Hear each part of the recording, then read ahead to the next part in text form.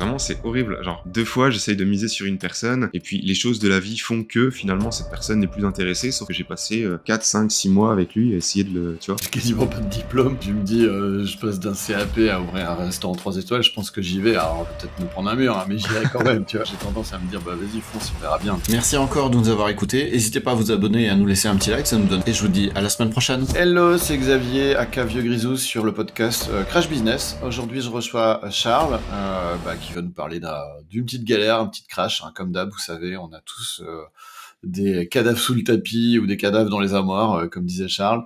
Merci d'être là, je te laisse te présenter, tout simplement. Ouais, bah merci Xavier pour l'invitation. Alors moi, en gros, c'est Charles. Donc avant, j'étais chef pâtissier. Je me suis reconverti dans le marketing digital en 2019-2020. Je me suis intéressé à la copie, au copywriting.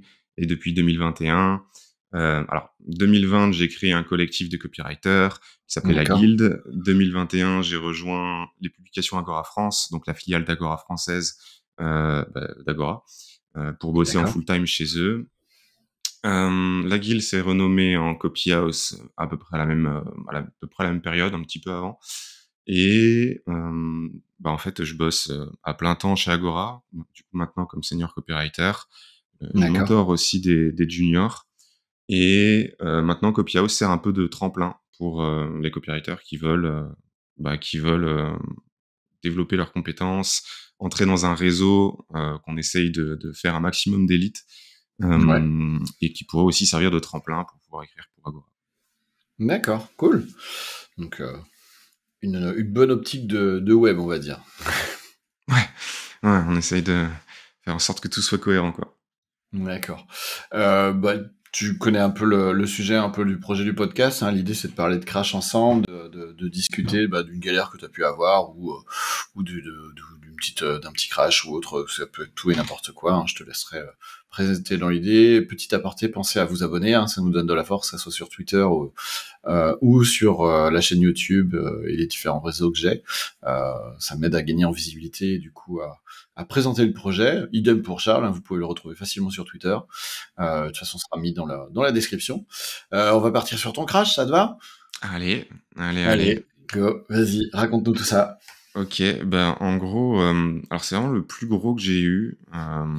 Donc c'est pas un crack d'entreprise, c'est plus une sorte de gros raté avec un client qui a débordé sur ma santé. Donc c'est-à-dire que moi, j'étais rentré à Agora, j'ai Copy House qui tourne, je fais aussi partie d'une chambre de commerce, enfin, plein de choses. Et j'accepte d'aider en parallèle quand même un pote sur un projet. Pour une grosse boîte, très très grosse boîte. Un contrat à 5 chiffres, très gros. Ça se passe pas trop mal au début, je les aide bien, on avance, et je sens que ça commence à demander des choses de plus en plus, au-delà de ce qui était initialement, on va dire, acté. Moi, vu que c'est un pote, vas-y, je continue, hein, jusqu'à un moment où... Difficile de dire non. Ouais, c'est ça. Et c'est jusqu'à un moment où, finalement, je me rends compte que... ça commence à me stresser, ça commence à me rendre pas bien, j'ai l'impression que je fais un mini burn-out, en fait. Enfin, je sais pas si vraiment ça en est un, mais en tout cas, je me retrouvais à plus savoir penser, ne plus savoir réfléchir. Je tremblais. Limite, des fois, j'avais des larmes qui tombaient toutes seules. Je me suis retrouvé une journée dans le lit en mode... j'arrivais pas à me lever, en fait. Enfin, j'étais en mode... vraiment, je savais rien faire.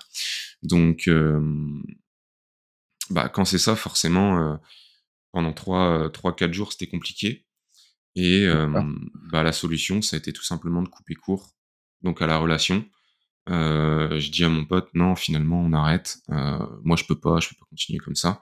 Je peux pas absorber cette charge de travail supplémentaire, finalement, là, que tu me demandes encore en plus». Et alors, je le considère vraiment comme un échec parce que si je l'avais su dès le début, en fait, j'aurais pu tout de suite le déléguer. Au lieu de me dire: «Je vais l'aider moi-même», j'aurais pu tout de suite le déléguer et j'aurais continué un peu à être en bonne relation avec eux. Ce qui fait que, finalement, je suis plus trop en bonne relation avec eux parce que voilà, moi j'ai terminé mon contrat, j'avais terminé tout ce qu'il y avait à faire, mais je les ai plantés en gros sur la fin en leur disant bah moi j'arrête, j'ai fini mon contrat, tout ce que je faisais c'était en plus, là j'arrête de vous aider et je continuerai pas à vous aider sur la suite parce que je peux pas, c'est pas possible et je tiens plus. Euh, donc je les ai mis en relation ensuite avec d'autres personnes pour qu'ils puissent continuer sur la collaboration long terme. Ouais. Mais et moi j'ai juste arrêté en fait. J'ai juste Et arrêté. du Alors que ouais, vas-y, pardon. Bien, vas-y, t'inquiète. Non, je disais, j'étais en train de me dire, du coup, ils ont un peu tiré sur la corde. C'est-à-dire qu'en fait, t'avais une mission qui était organisée, structurée, et à un Mhm. moment donné, ils se sont dit, c'est quoi, ça a tiré un petit peu sur la corde, c'était devenu un peu trop Ouais, dépendant de toi, ou non, ou pas du tout. c'était pas vraiment dépendant, c'était juste que bah ouais, c'est ça en fait, j'avais donné la main en plus et finalement après on voulait le bras et c'était et franchement ça devenait trop compliqué. Ça devenait trop compliqué parce qu'en plus il y avait 3 sous-traitants différents, enfin c'était vraiment une charge mentale que j'ai pas du tout su gérer alors D'accord. que j'aurais dû juste tout de suite déléguer en fait. Genre dire OK, moi je peux pas. Par contre tiens, je te conseille, lui, va le voir. Je prends ma com et merci, au revoir. Ouais, parce que du coup, t'avais tes autres activités en parallèle, du coup. Ouais. Donc ça a rajouté une surcharge de travail que tu avais déjà, j'imagine, forcément, entre votre groupe plus ton activité principale, on va dire. Donc, Mmh. Ouais, c'est ouais, ça. C'est vraiment ça et bon, là, du coup, je pense que vraiment c'est quelque chose qui m'a permis de connaître un peu ma limite, ouais, en termes d'activité. Parce que j'ai quelque chose qui est un peu, dur, c'est que, dès qu'on me propose quelque chose pour aider, on m'a même proposé un coup et c'est pareil, l la même personne m'avait aussi proposé d'investir dans une boîte et d'être là, hem, en tant que conseiller en plus et du coup j'avais des parts. Bah, sur le début, mhm. j'ai dit oui, mais je me suis rappelé du coup l'expérience que j'ai eue et je me suis dit: «Attends» et 1 semaine et demie, du coup, je lui ai dit: «Bah non, en fait, je peux pas». Donc Ouais, t'as senti le loup. ouais, c'est ça. Enfin, c'est vraiment un truc, et enfin, c'est vraiment un truc, au début, on a tous envie de faire plein de choses, mais pour en finir, on dilue juste son impact. On dilue vraiment juste son impact que si on était focus sur, 1 ou 2 projets maximum. Je pense que 2 projets, c'est vraiment le max, quoi. Franchement, ça sert à Ouais. rien d'en faire plus. Enfin, Je suis je sais pas le pas. bon exemple. Tu pas le bon exemple? Non, moi, Je malheureusement, sais pas. on va dire que je suis pas le bon exemple. Il y en a beaucoup qui me connaissent qui savent que bah, j'ai tendance à avoir du mal à m'arrêter, à gérer Ouais, je plusieurs projets. Alors après, moi, la chance que j'ai, c'est que je peux beaucoup déléguer. Donc, forcément, c'est plus facile, on va dire, de lancer plusieurs projets en parallèle et en simultané, avec plus ou moins des réussites. Hein, c'est toujours pareil. Hein. Chaque projet qui se lance, à un moment donné, t'as un risque de te gameler et c'est normal. Et au contraire, c'est même la vie logique d'une entreprise. Mais ouais, je pense que c'est la difficulté de savoir dire non aussi, je pense, non, peut-être? mmh. Bah, totalement parce que, à chaque fois, tu as l'impression que, c'est un nouvel objet brillant, que c'est vraiment une nouvelle opportunité pour toi bah, qui s'ouvre et ça serait bête de la refuser. Donc tu te dis: «Je vais savoir gérer». Mais en fait, au bout d'un moment, c'est tout. Au bout d'un moment, c'est tout et tu peux pas. T'étais jeune à l'époque, là? C'était il y a longtemps? C'était quand? Là, on est en C'était il y a 2023? c'était en 2021. D'accord. Et là, t'as quel âge? J'ai oublié de te demander, du coup. 29, je vais sur mes 30 là, en fin d'année. D'accord. Ça va, t'es encore un tout jeuneau. Ouais, voilà. Dire ça comme ça. C'est ça. Mais d'accord. Donc ouais, donc t'étais encore, on va dire, dans l'expérience d'apprendre encore et de savoir, et Mmh. forcément, peut-être aussi l'envie d'avoir de l'argent, tout simplement. Ouais, bah, forcément, quand tu as une entreprise comme ça qui te contacte, qui fait plusieurs centaines de millions par an, enfin, qui c'était une grosse boîte, hein, mais bah, j'ai juste pas voulu refuser, en fait.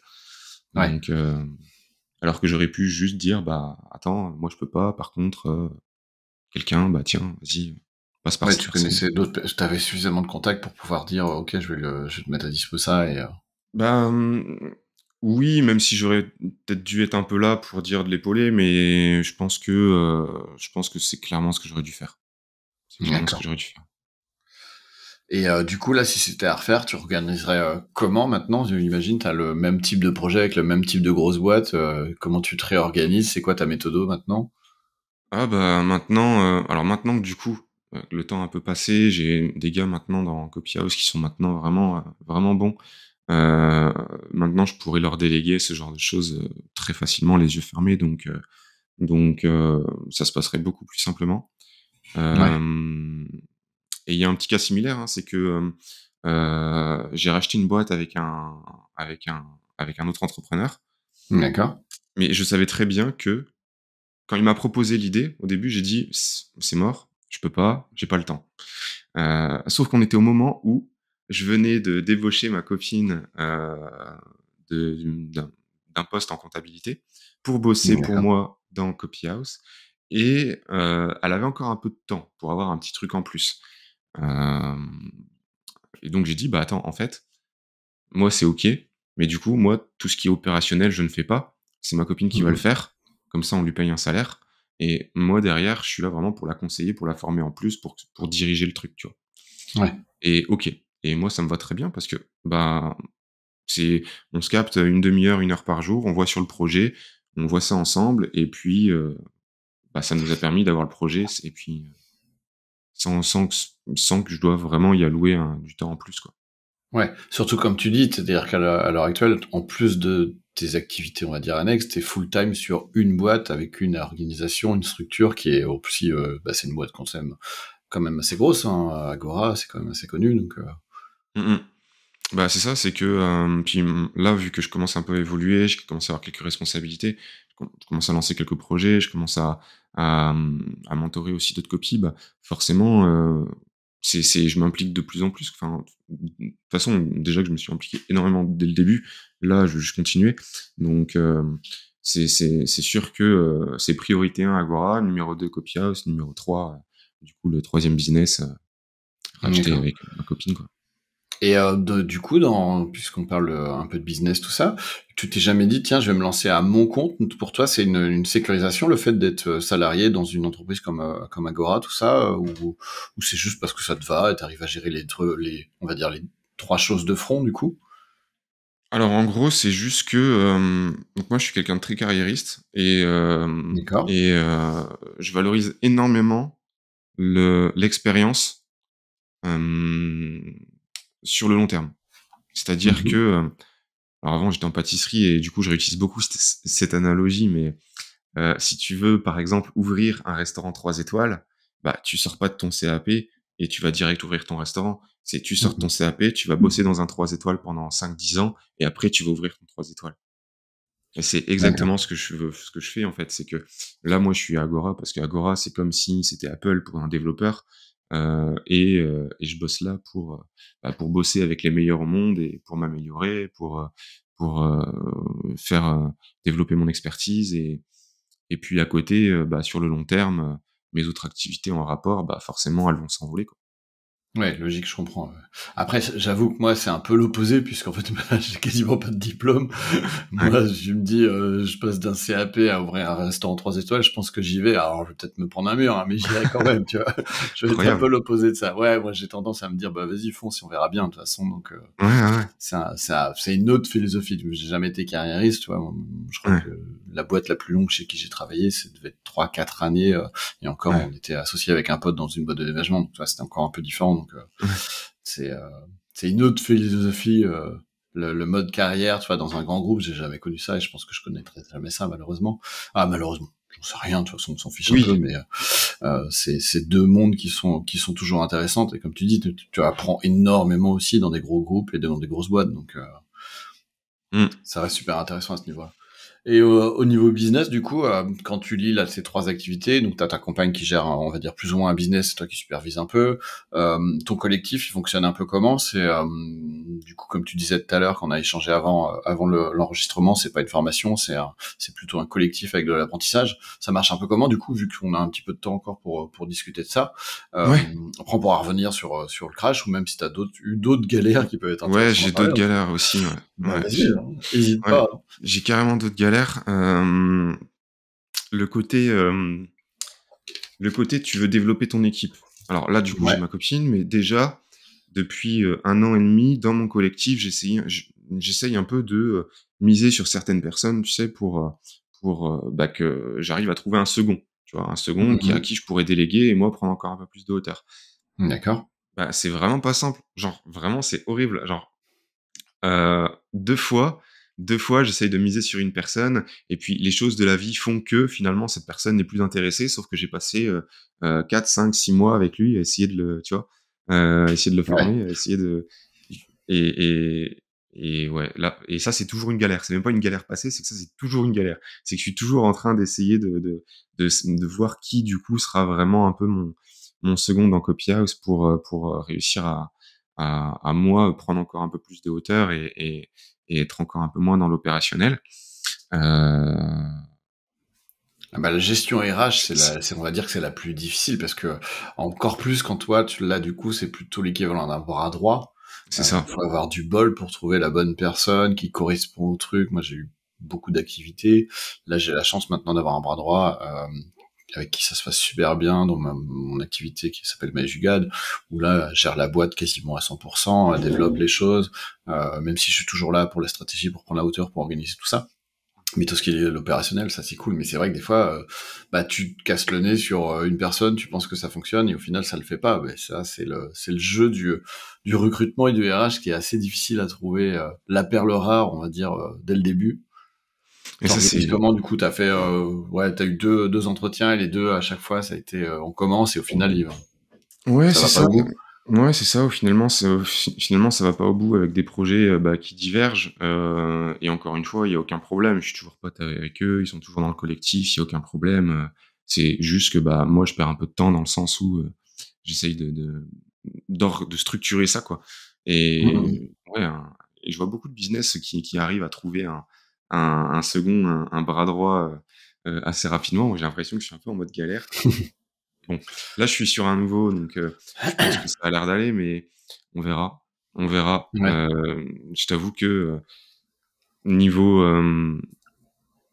comment tu fais, toi, par exemple, pour incentiver, quelqu'un, là-dessus? Du coup, tu le mets au pourcentage? Tu le fais signer Ouais. en tant que Alors partenaire carrément dans la boîte?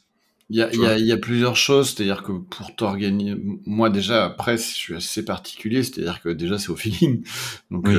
en fait j'ai tendance moi à donner ma confiance à 100%. Ouais. Dès le début. C'est-à-dire que quand je dis je délègue, c'est vraiment je délègue. C'est-à-dire je prends la clé et là t'as la clé de la bagnole, c'est prends et conduis, tu vois. Mmh. C'est vraiment voilà à 100%. Après s'il se crache, bah j'assume le fait de m'être trompé au niveau de la personne. Donc en gros sur la délégation, c'est vraiment vas-y je te donne le truc, les clés en main. Il faut vraiment avoir confiance. Déjà pour moi la délégation c'est avoir confiance à 100% et accepter l'erreur de se tromper. C'est-à-dire ne Mmh. pas remettre la faute sur la personne, mais remettre la faute sur toi. C'est-à-dire c'est toi qui as donné confiance, c'est toi qui dois accepter que bah tu t'es trompé. Et quand t'as compris ça, déjà, ça peut t'aider vraiment à accélérer parce qu'au final, bah, soit tu trouves quelqu'un qui se dit putain, il a confiance en moi, vas-y, j'y vais à fond. Soit malheureusement, bah là, ça le fait pas et c'est la vie, mais ça arrive. Après, le côté NCV, bah, en fait, t'as déjà oui, la première chose, c'est bah, tu le rémunères avec un salaire qui correspond à la valeur de la délégation que tu donnes, le pourcentage qui peut correspondre aussi en complément pour intéresser la personne à se motiver. Moi, j'ai toujours dit que tu vois, le pourcentage, il y a un exemple typique qui me gonfle souvent, c'est dans les restaurants. Dans les restaurants, on a tendance à dire ouais, non, il est 20h30, je prends plus. Parce qu'en gros, en cuisine, ils vont finir à 21h30, il faut qu'ils arrêtent, qu'ils nettoient la cuisine, machin. Mais la plupart du temps, quand tu regardes, c'est qu'ils donnent pas de pourcentage. Tu leur dis, mais filez-leur une commission, ça va les intéresser à bosser un peu plus longtemps, et ça se trouve, ils accepteront de faire un deuxième service. Putain, moi, dans les C'est restos, c'est ça qui clair. me gonfle le plus. C'est Donc, clair. ouais, ça va être de l'incentive, ça va être un pourcentage avec un bon salaire qui correspond dans la possibilité, hein, ça dépend des boîtes, tu vois, en fonction si la boîte elle se développe bien dès le début, bah tu peux lui filer un pourcentage plus intéressant. Et après, t'as ce que moi j'appelle la seconde étape, c'est ce qu'on appelle souvent dans les entreprises, nous c'est ce qu'on a dans nos startups, où c'est des BSA. Donc c'est des bons souscriptions par action qu'ils peuvent avoir en fait en complément qu'ils peuvent activer quand ils veulent dans les années à venir tant qu'ils sont dans la boîte, avec des délais, tout ça. Mmh mh. Ouais, ouais, ouais, intéressant, intéressant. C'est sûr mais donc du coup, tu fais quoi? Toi, tu es partisan du contrat, ou alors devenir vraiment, tu sais, actionnaire de la boîte? Ouais, bah ça va dépendre de la structure Ouais, c'est ça. et de la taille de la structure. C'est-à-dire que si c'est un démarrage, bah c'est plus facile de filer les actions parce qu'elles valent pas grand-chose Mmh. au début et du coup elles ont une petite valeur que quand la boîte commence à grossir, à avoir vraiment, tu vois, une certaine valeur. Moi, Mmh. j'ai ma première boîte, ma première, non pas ma première boîte parce que j'en ai déjà fait plein, mais en tout cas la dernière qui est ma startup qui s'appelle MyJugad, je suis vite rapidement de monter un demi-million de chiffre d'affaires. Bah, en fait, la valeur de la boîte là, tu vois, elle est tout de suite différente que si au démarrage, j'ai une activité avec un petit SaaS qui rapporte quelques milliers d'euros, tu vois. C'est pas du tout la même valeur. Donc c'est plus facile de filer 10% à quelqu'un sur une petite boîte que 10% sur une boîte qui fait déjà plus d'un demi-million d'euros de chiffre d'affaires, tu vois. C'est toujours pareil en fait. Donc après, c'est à toi de savoir quand est-ce que tu dois lui filer soit des actions pour vraiment le motiver, lui dire bah t'es aussi patron de la boîte, ou alors lui donner plutôt un pourcentage avec un salaire qui correspond à la délégation que tu vas lui donner. Tu ferais comment toi du coup? Là actuellement, Bah, tu essayes de faire comment? moi, pour l'instant, là, c'est contrat. C'est contrat, pourcentage, sans donner des parts. Mais du coup, je Mhm. commence vraiment à réfléchir, à dire: «Est-ce qu'en fait, je dois pas juste donner des parts?» Je sais pas. Après, bon, c'est surtout une question de, tu sais, en fait, c'est ça qui est spécial en marketing, c'est que, enfin, en tout cas, dans le business model, là, qu'on a, c'est que forcément, tu formes des gens en marketing, en copie. Tu les formes, il devient second, enfin bref, il commence à bien gérer, il commence à coacher un peu les gens. Et puis, bah, il a son salaire, il a son bon salaire, pourcentage aussi, tu vois? Donc il est bien, tu vois? Très bien par rapport au temps qu'il bosse dedans. Mais il voit, en gros, qu'il coach des gens, qui, eux, bah, sont parfois même moins bons que lui, et Mhm. pourtant qui peuvent signer des contrats, mais encore plus haut, enfin, encore plus grands Ouais. que ce que lui gagne, tu vois? En tant que freelance, en tant que marketeur.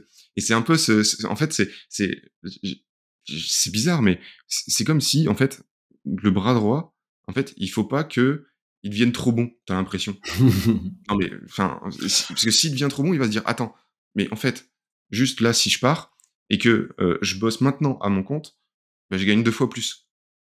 Ouais. Tu vois? Genre, Oui, je c'est vois ce que tu veux dire. Ouais, bah oui, oui, c'est la difficulté de savoir quel type de personne tu vas prendre, je pense. C'est sûr que si c'est des gens qui sont très compétents dans votre domaine d'activité, qui est du copyright, forcément, à un moment donné, si tu chopes des gros clients, j'imagine qu'Agora, forcément, c'est un gros client, donc ça paye bien. Bah voilà, tu vois, c'est ce genre de choses que tu te dis, bon, euh, bah là, ça doit être pareil. Bah peut-être trouver du coup des gens qui sont pas forcément copywriters, mais qui vont plutôt, tu sais, souvent une boîte quand tu la gères, t'as plusieurs types de métiers. T'as ton CTO, t'as ton CEO, t'as ton CEO. Euh, du coup, j'ai dit 2 fois CEO, non? c'est je Il y a c'est CEO et après il y a COO. Pardon. Moi, Vanessa qui bosse avec moi, c'est COO, donc qui gère l'opérationnel de la boîte. Bah c'est en fonction si tu donnes si elle a le même job ou si toi tu trouves qu'une personne qui a le même job, bah ouais, tu peux peut-être avoir un conflit. Donc peut-être trouver quelqu'un qui correspond plus à ton besoin de gestion, tu vois, mmh, d'entreprise et d'opérationnel, pas forcément être copywriter. Peut-être que c'est là où ça peut ouais, modifier ton mindset, pour en tout cas mmh trouver mh. la personne qui correspond plus à ce besoin-là. Ouais, c'est clair, c'est intéressant. Plutôt quelqu'un qui ouais. Après, c'est toujours pareil, vu que j'ai du coaching là-dedans, enfin, Bah c'est ça. il faudrait que j'ai 2 personnes. Je pense qu'en fait, la solution, c'est d'avoir 2 personnes. Une personne dans l'opérationnel et les experts que Le j'ai formateur, formés ouais. et qui feront les coachings, payés à l'heure, Mm, mm. qui leur Ah bah prendra pas trop de temps. ça peut être une solution, oui, parce que du coup ça leur prend moins de temps et toi tu as C'est ça. toujours quelqu'un qui va gérer vraiment l'opérationnel, l'organisationnel de la structure et de ton projet. En tout cas, ceux Incroyable. qui nous écoutent, voilà, vous pouvez trouver des solutions pour apprendre à gérer votre boîte grâce à ça. Ouais, la réflexion était sympathique parce que, bah, ouais, c'est vrai que, je m'étais dit qu'il fallait faire ça, mais je pensais pas que c'était vraiment la solution. Je voulais essayer de simplifier en disant, «Attends, je vais pas avoir 2 personnes. En fait, une elle pourra tout faire», mais en fait, non, vu que c'est 2 profils différents. Bah, en fait, ouais, ça va dépendre de tes profils, tu vois, si tu lui donnes un poste à responsabilité qui sert à former, mais qui sert à former des gens qui vont peut-être gagner mieux, et lui, il va se dire, bah ok, je fais mieux, Mmh. que si tu prends quelqu'un qui, lui, n'est pas dans la formation, qui est là pour organiser, structurer, développer le reste de l'activité, en tout cas la partie finance, je sais pas comment ça marche dans ton activité, mais en tout cas, ouais, ça va avoir une chose un peu différente, on va dire, et qui va te permettre du coup de te simplifier peut-être plus facilement la vie. Mm. Moi, je suis un expert en délégation, il faut me dire. Hein. Dès qu'il Ah, faut je vois déléguer ça. des gens, Franchement, ça et puis il y a pas beaucoup de ressources hein, sur ce sujet. Hein. Genre, tu veux vraiment apprendre à déléguer, bah, de toute façon, j'ai l'impression qu'il faut juste essayer, faut te planter, et puis bah, c'est tout. Ah bah Parce oui, que c'est l'apprentissage qui va faire que tu vas apprendre à déléguer, et surtout la confiance. Pour moi, c'est la confiance aussi qui est importante. C'est-à-dire que tu es ouais, obligé de donner confiance. Si tu bien peux pas sûr. donner confiance, en fait, et que tu ne sais pas... Savoir déléguer, c'est savoir se séparer d'une mission et de trouver des gens qui sont meilleurs que toi, tu vois. Ouais, totalement. Et accepter d'avoir des gens qui sont meilleurs que toi. Mm. Bon, moi, Totalement. vu que je suis une grosse feignasse, c'est pas très gênant. Ouais, bah, du coup, oui, enfin, de toute façon, pour déléguer, il faut un peu avoir ce côté, je veux optimiser mon temps, donc c'est ça. Hein. Ouais, c'est ça. Et tu vois, c'est le côté quand je dis déléguer en mode feignasse, c'est pas vrai. C'est juste que j'adore créer plein de trucs. Donc du coup, si je me délègue de missions qui sont des tâches opérationnelles, bah ça me permet de laisser libre cours à mes idées et à faire autre chose. Alors des fois, on me déteste parce que du coup, je recrée encore un nouveau truc. Mais mais à l'inverse, tu vois, là, je lance ce podcast parce que bah, j'ai pu avoir un peu plus de temps pour gérer toujours bien structure, la développer, et à côté de ça, avoir ce temps-là qui me permet bah, d'échanger avec toi et de discuter de délégation, de crash de boîte ou autre. C'est clair le, enfin, le podcast, c'est dans un objectif plus personnel brand, du coup. Ouais, bah oui et non. En fait, il y a oui parce que bah c'est une approche pour donner de la visibilité à ses activités, c'est toujours intéressant, ça faut pas se le leurrer, ça serait faute de dire ça. Et après, c'est le côté j'ai toujours aimé, toi, le côté écrit, c'est un truc qui me saoule. Je suis une quiche, j'ai toujours été mauvais en français, je suis mauvais à l'école, j'ai quasiment pas de diplôme. Je dois avoir un BEP vente et un BEP compta, tu vois, c'est mes deux plus gros diplômes.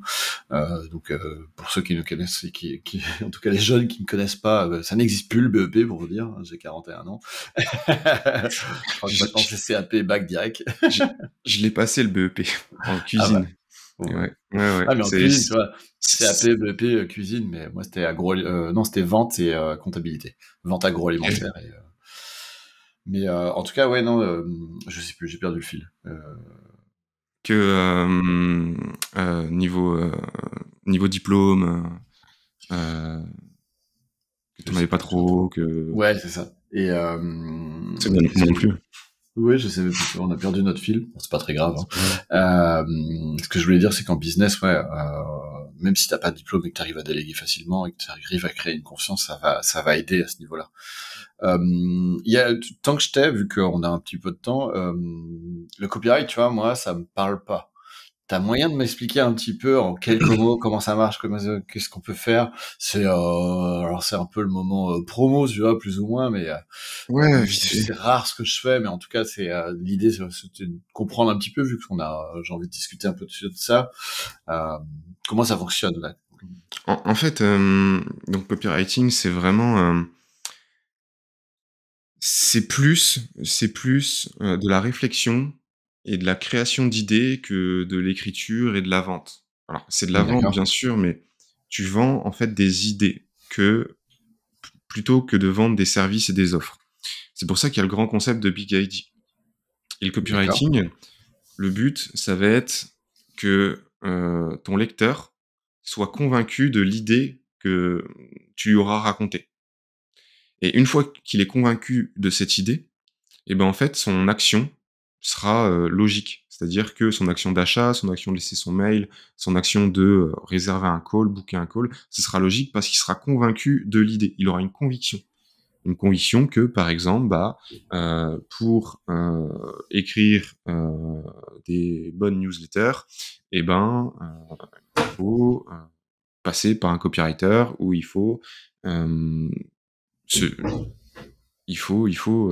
on va dire, on va inventer un truc à la con, mais il faut Mhm. écrire en police 14, Times New Roman, enfin, tu vois. Toi, Mhm. ton but, ça va être de convaincre la personne d'une chose, et une fois qu'elle est convaincue de cette chose, derrière la solution, tu vas juste lui présenter, mais tu auras même plus trop besoin de la pousser.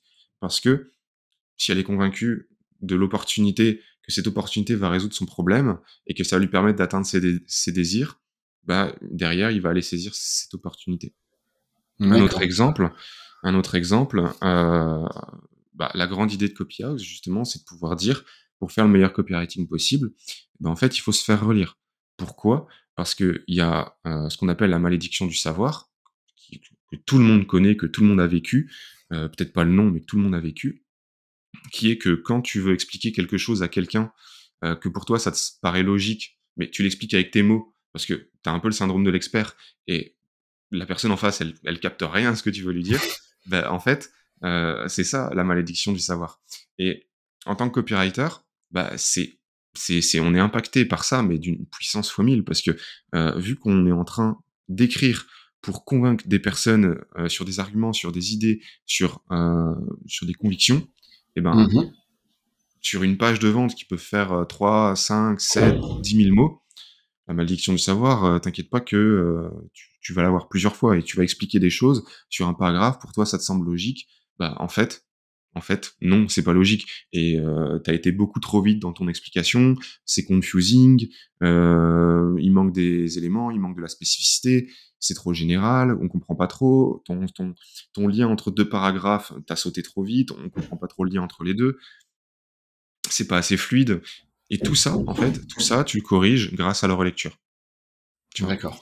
Et Oui, je ça, vois ce que tu veux dire. voilà et en fait, mon seul job, du coup, en tant que copywriter, Mhm. pour essayer de quand même bien faire mon boulot et ben, c'est justement ensuite, pour promouvoir Copyhouse, pour promouvoir tout ça, en fait, au lieu de dire, à, hem, atteint les 3, 4, 5 000 € par mois au bout de 3 mois, en écrivant des mots sur un GDoc ou en écrivant des emails, en écrivant des pages, voilà, enfin bref, tu vois? Les promesses toujours de plus en plus grosses, Oui, oui, heu, en ce moment, c'est la mode. voilà, tu vois? Qui d'ailleurs, c'est pas du copywriting. Hem, Mon seul job, c'est de faire convaincre, c'est de convaincre, c'est pas français de faire convaincre, mais c'est de convaincre les gens, justement de cette idée, de cette conviction, qu'ils aient cette conviction qu'en fait, bah, la relecture, c'est vraiment la clé pour, heu, écrire la meilleure copie qui soit, parce que justement, il y a cette malédiction du savoir et cette malédiction D'accord. du savoir, c'est un peu le mécanisme du problème. C'est-à-dire, Ouais. on va dire l'explication logique qui rend ton opportunité crédible, D'accord. Ouais, je vois ce que tu veux dire. tu vois? Ouais. Et s'il y a pas cette explication logique, bah, ton opportunité parce que tu vois, si je m'étais arrêté sans parler de la malédiction du savoir, ça aurait été un peu, bah, OK, tu te bases sur quoi? Est-ce que c'est logique, tu vois, ce que tu es en train de me dire? Est-ce que c'est vraiment logique? Bah, grâce à ce mécanisme logique et crédible et ben, en fait, toute l'idée, toute l'opportunité devient logique et crédible. Et c'est ça un peu en copywriting, ce qu'il faut essayer de faire, c'est créer des convictions dans la tête des personnes, avec justement une nouvelle opportunité, identifier les désirs, définir le mécanisme, donc de solution-problème. Et une fois que tu as fait tout ça, bah, tu peux justement créer ces convictions pour que les personnes, bah, ensuite, bah oui, en fait, c'est logique et ce qu'il dit, c'est vrai, c'est scientifiquement vérifiable, d'autres personnes le disent, et cetera. Bah, Ouais, je vois, c'est construire un argumentaire comme tu pourrais le faire à l'oral, mais en écrit et que tu vas positionner. Du coup, tu es en conflit, un copywriter, ou en tout cas votre activité est en conflit avec des gens qui font de la vidéo ou ce genre de choses, ou ça va ensemble, tu vois? Je me dis, ah non, voilà, bah, c'est bien, t'as l'écrit, mais limite, si tu fais la vidéo, c'est encore plus rapide, tu vois? ça va tout bonnement ensemble parce qu'en fait, le copywriting, tu le retrouves aussi en vidéo. On fait de plus en plus, justement, en ce moment, dans le collectif avec des clients, des, scripts pour, soit des vidéos de vente 100% scriptées, donc avec un prompteur ou autre, soit même pour des vidéos YouTube organiques. D'accord. Parce que, bah, les gens, ils veulent que, leur, vidéo et ben, elle soit punchy, ça enchaîne, tout soit fluide, tout soit logique. Donc en fait, bah, ils délèguent, l'écriture du script à un copywriter. D'accord, ouais, tu scénarises un peu C'est ça, le concept et l'idée, et après, c'est un truc qui file, et oui, c'est cohérent. D'accord. c'est ça et le métier de copywriter, il évolue beaucoup là-dessus, comme un métier de toute façon qui n'a rien à voir entre les on va dire entre les spécialités. Un copywriter qui va faire beaucoup de scripts vidéo, bah, en fait, il doit vraiment développer tout ce qui est un peu, c'est ça, scénario, quoi. C'est-à-dire que sur son script, il va vraiment noter, les choses, bah, tiens, quand tu dis ça, eh ben, il faut que tu rigoles, il faut que tu regardes, il faut que tu regardes la caméra, il faut que tu regardes autre chose, il faut que tu fasses ça. Quand tu scriptes des interviews, parce que c'est possible aussi, bah, forcément, tu as un jeu d'acteurs entre les acteurs, à mettre en scène avec ton script. Donc et ça, tu vas l'avoir dans cette spécialité-là. Là où, par exemple, un copywriter qui va écrire des ads pour Facebook, bah, sera totalement différent. Sera totalement différent, tu vois? Donc au final, copywriter, Maintenant, ça veut tout et rien dire parce qu'en fait, tu l'as partout. Un copywriting est partout, donc en fait, copywriter tout seul, ça veut plus, franchement, ça veut plus rien dire. Oui, et plus simplement, c'est pour moi, c'est le terme de. Alors c'est un terme anglophone, mais en fait c'est argumentaire de vente. Hein. On réinvente pas la roue au final. Ça fait 20 ans ou 30 ans ou 50 ans qu'on vend des trucs. C'est juste qu'on le dit différemment avec une façon de faire qui va faire que ça va être plutôt centralisé. Mais quand tu vends un truc, moi ça fait 20 ans que je vends des trucs, que je vende des patates ou que je vende du déménagement ou autre. Ton argumentaire, il est là pour transformer et closer le client. Donc que ce soit à l'écrit ou à l'oral ou en vidéo, oui, au final, tu as toujours la même chose. C'est juste qu'après, tu as une méthode qui s'est créée, qui s'est développée et qui était peut-être dans l'inconscient des gens de vendre quelque chose avec une façon de faire, mais que du coup, bah là, elle est structurée, elle est scalable, du coup. Ça aide aussi. Moi, c'est comme ça, en tout cas, que je l'entends plus, tu vois, quand ça me parle de copyright, je me dis, voilà, c'est une méthode qui permet d'être scalable et du coup, de dire, OK, si tu fais ça, que tu argumentes comme ça, tu vas pouvoir, dans l'idéal, dupliquer ce modèle-là sur n'importe quoi au final. Ouais, et Je me puis trompe peut-être, hein. surtout, et puis surtout, si on doit vraiment essayer de comprendre le copywriting, c'est bah déjà vendre des idées. Et ces idées, une fois vraiment que tu as compris que tu dois vendre des idées pour vendre n'importe quoi, et ben ça te permet d'être différent de la masse, D'accord. d'être vraiment Oui, différent. Parce qu'à partir du moment où tu vends une idée, bah tu te différencies justement des promesses, etc. Tu vois. Donc Hem, si on devait résumer, c'est ça le copywriting, c'est, se concentrer sur les idées, sur les idées. d'accord. Et comment tu identifies, parce que on est sur un podcast qui parle de crash, donc tu vois, on parle de copyright. Comment tu identifies qu'un copyright, du coup, pour une activité, j'en sais rien, pour une page de pub ou autre, tu vas l'identifier, j'imagine, avec des tests A/B ou autres, et tu considères quand c'est un crash, tu vois, quand est-ce que tu t'es gamé, quand ça fait 0 chiffre d'affaires, tout simplement, Ah oui, bah, si ou, c'est sûr que si ça fait 0, c'est on s'est gamé, bien sûr, totalement, après, c'est, on est très dépendant, du marché, on est très dépendant du marché. Par exemple, l'une des plus grandes pages de vente de l'histoire, et ben, ils l'ont testé 3-4 fois. Et puis, c'est seulement à la 4e ou la 5e fois, bah, qui a cartonné et qui justement est devenue l'une des plus grandes pages de vente de l'histoire. Mais avant, elle avait pas trop marché. Et ils l'ont d'accord, juste remodifié un tout petit peu, relancé un autre moment. Donc ça veut dire, c'était un moment où, la population, les gens, ils étaient un peu plus, on va dire, prêts à accepter cette idée, d'accord, là où avant, ils étaient pas du tout prêts. La page de vente, c'est The End of America. d'accord. Plutôt bien, The End of America, tu vois la page de vente à la fin, tu te dis: «Bon, on n'est pas dans la merde». Mais, c'est ça, ils avaient dû la lancer trop tôt, il y a des versions qui suivaient un peu moins bien l'idée et c'est vraiment la dernière version, lancée au bon moment, qui a fait le carton, qu'elle est devenue, quoi. Oui, j'imagine que de toute façon, même pour n'importe quelle activité, quand tu fais du copyright sur une activité, tu peux te gameler parce qu'il peut y avoir un timing qui joue, il peut y avoir le produit, tu vois, le machin. C'est C'est comme ça. si là actuellement tu faisais une page de copyright pour un spin, pour un, tu sais, un spinner là, je sais plus Ouais, comment ça s'appelle. ouais, ouais, non mais Ça bien marchera sûr. moins bien maintenant qu'il y a quelques années, tu vois. C'est Ouais, non mais bien sûr et puis, de toute façon, on dit en copywriting, tu te loupes, facile, plus de la moitié du temps, voire, 3/4 du temps. Vraiment que tu une grosse page de vente qui cartonne, c'est rare. C'est vraiment très, très rare. Donc c'est pour ça qu'il faut vraiment se détacher. Alors les Américains, ils disent, «Kill your darlings» pour tuer vos idées, quoi. Genre, restez pas amoureux de vos idées. Elle a pas vendu, bah, tant pis, passez à une autre et ça, c'est vrai. Ça, c'est vrai parce que, bah, si tu t'accroches sur une idée qui, n'a pas marché, bah, au final, tu perds du temps au lieu que tu pouvais en créer une autre. Donc et c'est pareil, hem, en copywriting, des fois, tu as des idées, mais l'intérêt, du coup, de la pitcher en groupe, bah, c'est que justement les autres, ils vont pouvoir te dire: «Bah non, ton idée, ouais, pas elle est dingue, quoi». pourrie. C'est ça et combien de fois ça arrive? Et ça m'arrive tout le temps aussi, hein. C'est j'ai une idée et puis, bah, je la pitch au groupe, je fais: «Bah, Charles, bah, Ouais, c'est bof, moyen. hein, vraiment, genre, tu changes d'idée?» Genre, OK. Je fais: «Bon, bah, OK». Non, mais ça, c'est c'est beaucoup d'échecs, le copywriting. Beaucoup d'échecs, beaucoup de remises en question. C'est pareil quand tu donnes ta page de vente et puis que tu as 300 commentaires, parce que du coup tu te fais relire en groupe, tu as 300 commentaires pour l'optimiser, bah, c'est pareil, il faut beaucoup d'humilité pour pouvoir accepter ça et pour pouvoir retravailler ta page. C'est quand même quelque chose de très personnel. Mais le fait d'avoir 300 commentaires peut pas être aussi perturbant, parce que si t'as vraiment 300 commentaires, tu peux avoir de tout au niveau des réponses. Il faudrait réussir à faire un tri, tu vois. Bien sûr. On lance un produit, on met machin, et il y a 300 commentaires, et il y en a un qui dit rouge, l'autre qui dit vert, l'autre qui dit jaune.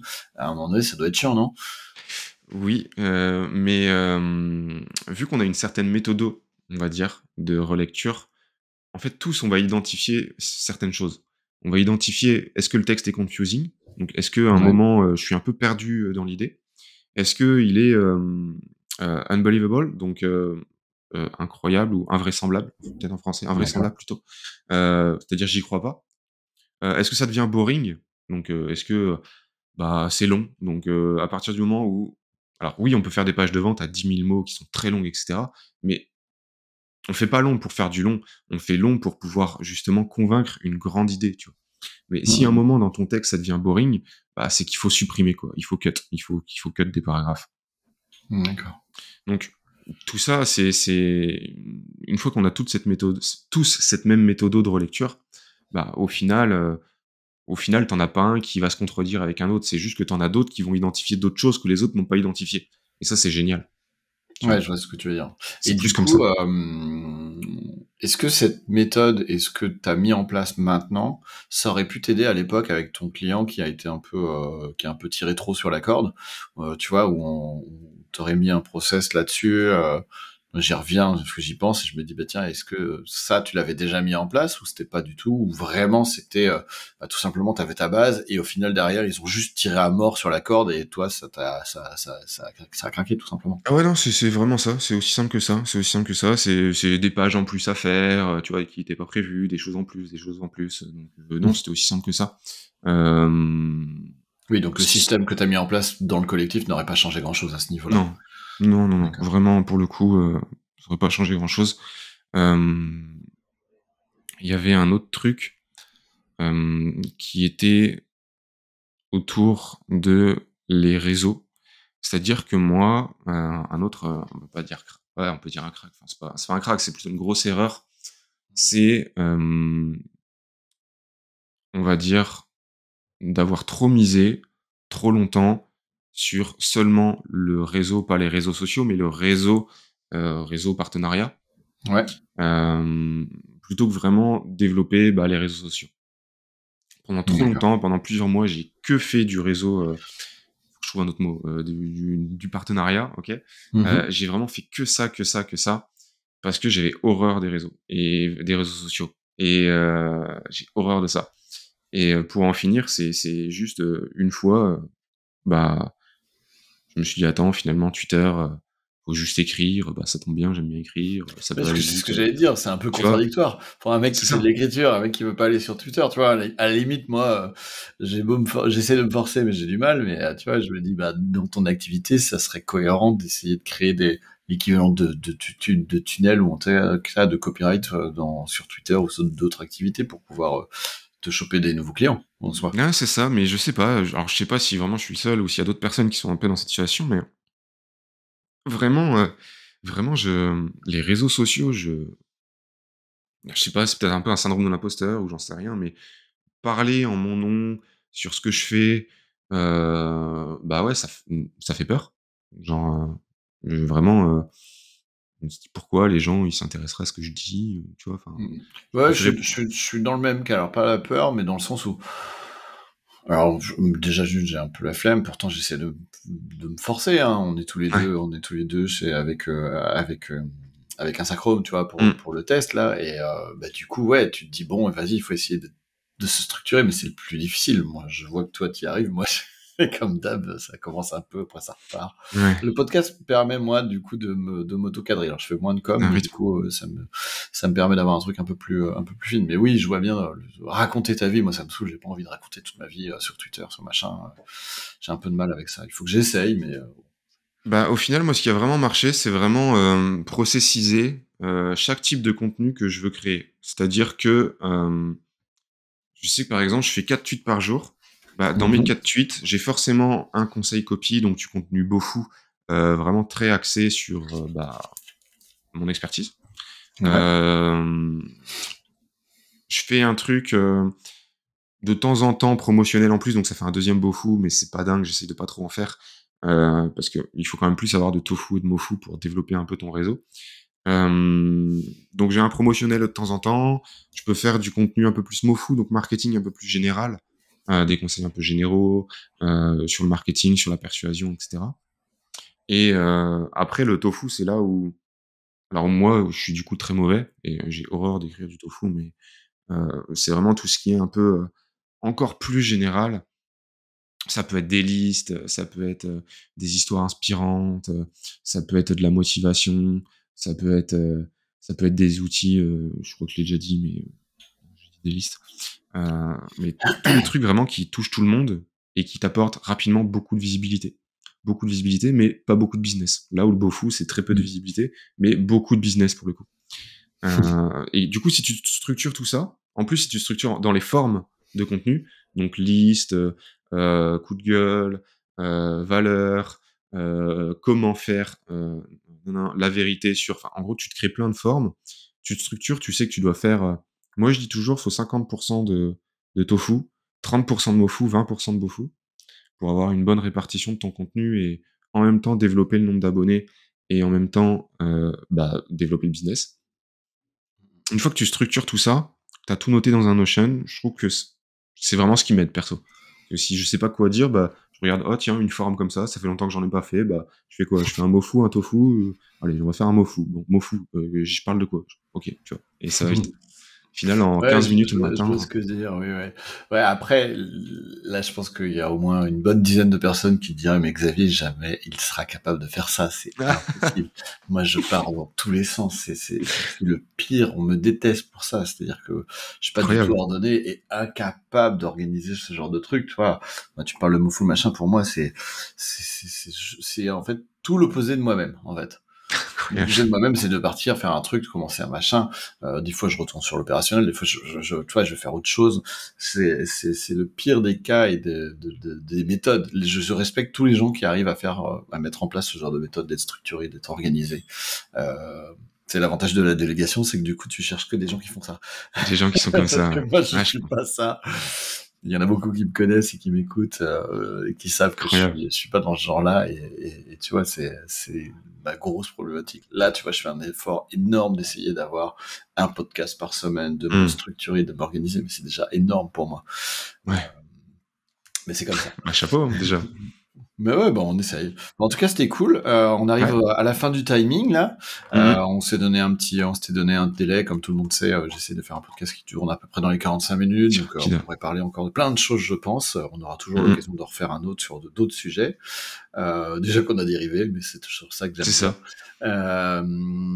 En tout cas, Charles, je te remercie énormément. Si t'as un petit mot de la fin à dire, un petit tips à donner comme ça, ou un truc à lire, tu vois, ou si les gens aiment lire, parce que moi pas, mais ou écouter. Allez, quand t'es bordélique, tu lis pas. Hein. Non. Non, pas trop. Des livres audio, peut-être? Non? Ah, peut-être, ouais. Ouais, moi je suis plus podcast, mais livre audio, oui, je pourrais me forcer un peu à le faire. Bah, vu qu'on a beaucoup parlé d'idées sur ce qu'était le copywriting, il y a un livre qui est incroyable sur les idées, c'est Made to Stick.